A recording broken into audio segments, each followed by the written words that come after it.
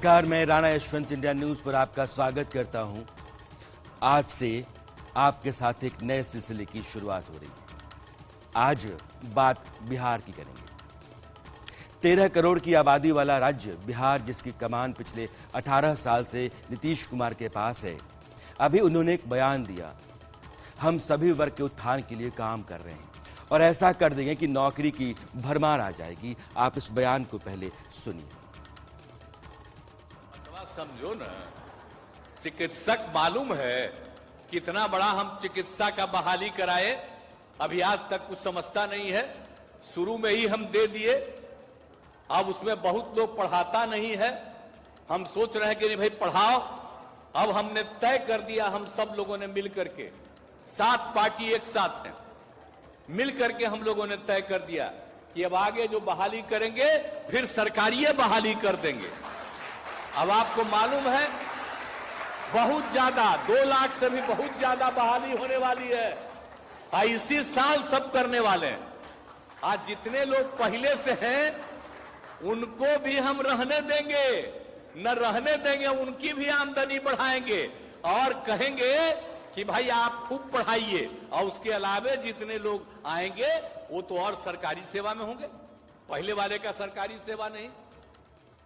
पंचायत और नगर निकाय दे रहे हैं पैसा, हम लोग उसमें खत्म नहीं करेंगे, उन सब लोगों को देंगे। लेकिन नई बहाली होगी, इसलिए जो बोल रहे हैं बहुत बड़ी बहाली होने वाली है और बहुत जल्दी शुरू होने वाला है।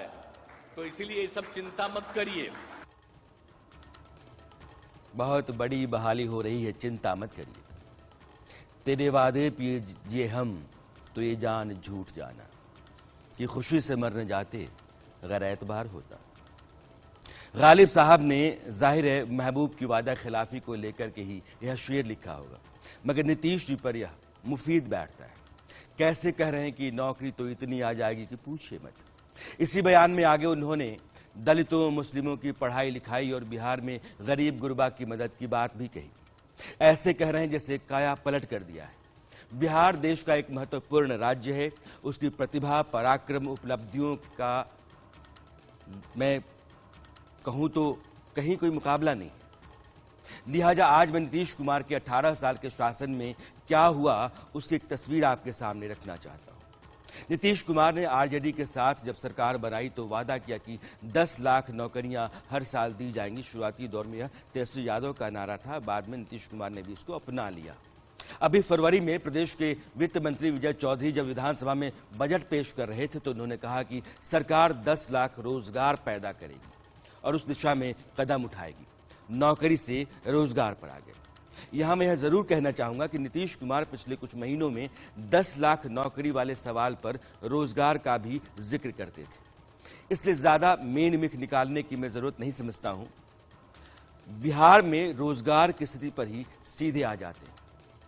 Centre for monitoring Indian economy यानी कि CMIE एक संस्था है जो देश भर में बेरोजगारी पर रिपोर्ट जारी करती है। दिसंबर 2022 यानी कि सिर्फ 4 महीने पहले CMIE की रिपोर्ट कहती है कि बिहार में बेरोजगारी की दर 19% से ज्यादा रही, जबकि उस वक्त देश में बेरोजगारी बढ़कर 8.3% थी। 8.3% देश का औसत और बिहार में 19%। एक जर्नल है, जर्नल ऑफ माइग्रेशन अफेयर्स, उसके मुताबिक देश में लोगों का सबसे अधिक पलायन बिहार से होता है। अगर 100 लोग बिहार से बाहर जाते हैं तो 55 लोग रोजगार के लिए राज्य को छोड़ते हैं, पैसे के लिए, परिवार पालने के लिए। ये सभी लोग मेहनत मजदूरी के धंधे में लग जाते हैं कहीं ना कहीं। बिहार में पलायन का दूसरा बड़ा कारण काम के बदले पैसा कम मिलना है। जिस आदमी की आमदनी महीने में 12-15 हजार के आसपास होगी वह 500 रुपये मजदूरी नहीं देगा। बिहार के लोगों की स्थिति यही है। बिहार में न्यूनतम मजदूरी 200 रुपये है, जबकि दूसरे राज्यों में 400 से 500 रुपये मिलते हैं। एक रिपोर्ट कहती है कि बिहार में मजदूरों को औसत दिहाड़ी 300 रुपये दी जाती है, जबकि तेलंगाना और दक्षिण के राज्यों में यह रकम 1000 रुपये है।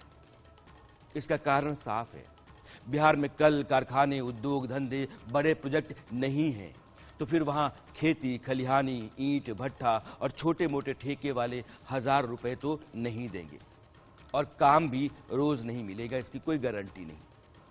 बाहर के राज्यों में पैसा और काम दोनों मिलते हैं और 1000 रुपये दिहाड़ी एक मजदूर के लिए तो बहुत बड़ी होती है। इसलिए वह बिहार से बाहर निकल जाता है। और नीतीश जी क्या कहते हैं, जरा आप सुनिए। SPI report, social progress report, यह बताती है कि सामाजिक प्रगति के मामले में कौन सा राज्य किस स्तर पर है। इसे प्रधानमंत्री की आर्थिक सलाहकार परिषद जारी करती है। एसपीआई को तैयार करते वक्त सर्वे के जरिए यह पता लगाया जाता है कि किन राज्यों में पोषण, स्वास्थ्य की देखभाल, पानी, स्वच्छता और रहन सहन की क्या स्थिति है। पिछले दिसंबर में जो एसपीआई रिपोर्ट आई उसके मुताबिक देश के कुल 36 राज्यों और केंद्र शासित प्रदेशों में बिहार 35वें नंबर पर है।